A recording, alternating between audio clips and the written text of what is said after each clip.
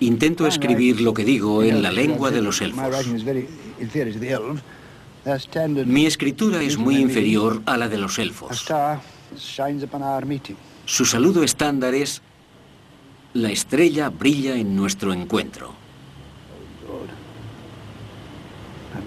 Dios, me he equivocado.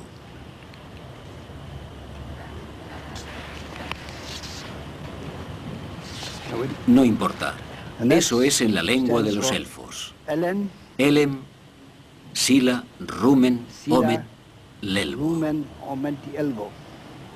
No me importaría si más gente la conociera y la disfrutara, pero esa no era mi intención. No soy como esos que también inventan lenguas y las convierten en un culto y reúnen a la gente para hablarlas. No quiero pasar las tardes hablando en la lengua de elfos con los japoneses. Aunque nacieron de las lenguas que inventó, los cuentos tomaron el control. Mientras el Hobbit era reconocido como una novela, el Silmarillion era una epopeya y era leída como tal. Los sabios dicen que la Primera Guerra empezó antes de que Arthur completara su forma. Pero sin embargo existía algo que crecía y andaba por la tierra y por mucho tiempo Melkor tenía ventaja. La obra era enorme, no solo en tamaño, sino también en ambición. Su objetivo era dar a Inglaterra una mitología épica propia desde su creación hasta la llamada Tercera Edad, completada con las familias reales y las notas académicas. El Silmarillion es una especie de Antiguo Testamento. Comienza con la creación, que incluye todos los tipos de cuentos sobre lo sobrenatural, lo mágico y lo heroico, y concluye con El Señor de los Anillos, que es el Nuevo Testamento, que tiene su personaje de Cristo, Bilbo Baggins, que tiene que salvar al mundo. Como en el Antiguo Testamento, el Silmarillion podía haber continuado para siempre, como la mayoría de sus historias. Hay diferentes versiones de las historias en diferentes tiempos, como en la Biblia, o sea, textos diferentes que describen el mismo tipo de eventos. Es un proceso autoperpetuo. Pero el proceso estaba a punto de interrumpirse. Cuando el Hobbit consiguió el éxito, mi padre escribió una carta a Tolkien, como cualquier buen editor, proponiéndole que escribiera una continuación, porque pocos libros sin continuación se abrieron camino, y la continuación era algo necesario. 16 de diciembre de 1937. Estimado señor Anguin, ¿qué más pueden hacer los hobbits? Pueden ser cómicos, pero su comedia es provinciana si no está dirigida contra algo más elemental. Luego cambió de idea y dijo que iba a intentarlo, y empezó a escribir una continuación de El Hobbit en 1937. Mientras en El Hobbit había una búsqueda de tesoro, su continuación trata sobre una búsqueda de algo más noble y peligroso, la búsqueda para destruir el anillo. La continuación de El Hobbit ahora vuela y se me escapa un poco de control. Como mis propios niños, ahora es un poco más adulto y no es un cuento para dormir. La historia de Tolkien siguió creciendo y parecía que nunca iba a terminarse. Creo que he cometido un error haciendo mi continuación demasiado larga, complicada y lenta en resolverse.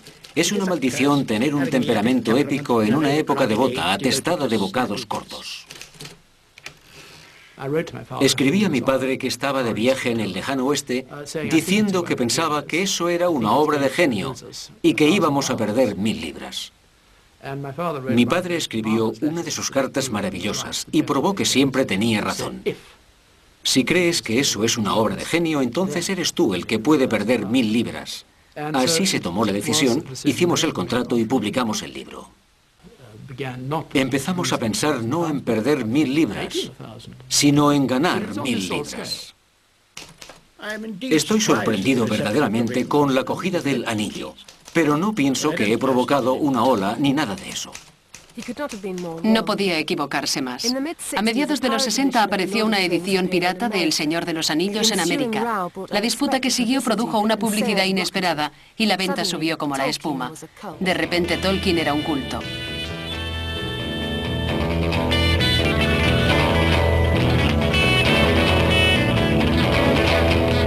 El mismo Tolkien se sintió incómodo con tanta fama inesperada. Después de que sus hijos se fueran de casa, su mujer Edith y él se mudaron a una casa más pequeña, cerca de Oxford. Estaba confuso por esa reacción extraordinaria que recibía, particularmente desde América, pero también de Inglaterra. Eso no fue algo que quería o esperaba, ni concibió su libro como un levantamiento popular. Cuando empezó a recibir llamadas en medio de la noche de gente de América que no sabía que existía la diferencia horaria, o de gente drogada, haciéndole preguntas ridículas, o cuando la gente empezó a venir y pisar sus rosas en su casa en Salford Road, para hacer fotos a través de la ventana de él, desayunando, se sintió irritado y violado en su intimidad. En el fondo lo odiaba. Pero el estado de su libro era seguro. A pesar de las protestas de Tolkien, mucha gente lo leía como una comparación de los tiempos modernos. There is a temptation to read into the book a kind of allegory of the H-bomb. What is said somewhere in the book is that the One Ring is a power so enormous that even if a good man were to use it against a bad, it would corrupt the good man. But that is a thing which other people have arrived, other views, other people arrived at long before H-bomb was invented. Also, I may say that I began building the stories in which of the Dark Lord when I was undergraduate. They were already in an advanced stage. During the First War, the H-bomb hadn't been heard of. Cualquier cuento largo que de verdad capta el interés de la gente, que de verdad puede atraer su atención por un tiempo considerable, es sobre historias humanas, y prácticamente siempre tratan sobre una cosa, la muerte. Inevitable, es la muerte. Todos los hombres mueren, pero para cualquier hombre su muerte es un accidente, aunque lo sepa y consienta eso.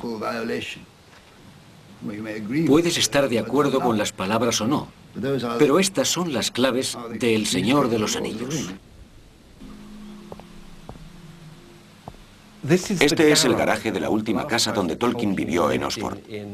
Este espacio lo usó como su estudio.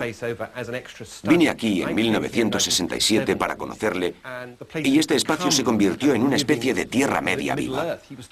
Todavía estaba escribiendo sus libros aquí. En las paredes estaban colgados los mapas de la Tierra Media, el viaje de Frodo desde Shire a través de Mordor. Aquí había fichas en el suelo y cajas de libros y otras cosas. Había una mesa grande en el centro cubierta con papeles y claro, estaba el mismo Tolkien hablando muy deprisa sobre lo que estaba pasando por su cabeza en ese momento. Todavía estaba trabajando en el Silmarillion, 50 años después de comenzarlo. Algunos, que lo conocían bien, decían que en verdad él no quería terminar el Silmarillion, porque, en cierto modo, sentía que terminándolo iba a terminar con su vida. Personalmente no lo creo. No hay pruebas evidentes de eso. Creo que profundamente quiso terminarlo, pero no podía porque era una tarea demasiado larga y agotadora. J.R.R. Tolkien murió el 2 de septiembre de 1973. Fue enterrado en la sección católica del cementerio de la Corporación, en Oxford. Cada año los miembros de la Sociedad de Tolkien cantan un lamento de El Señor de los Anillos.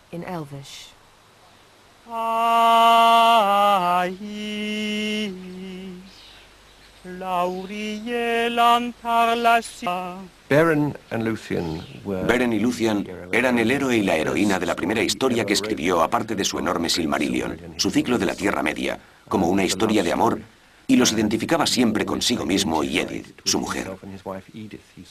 Los veía como los reales Beren y Luthien. Así que en este escenario provinciano, o en esta simple tumba, hay una alusión al hecho de que el hombre bajo tierra era el creador de la obra más imaginativa de la literatura moderna.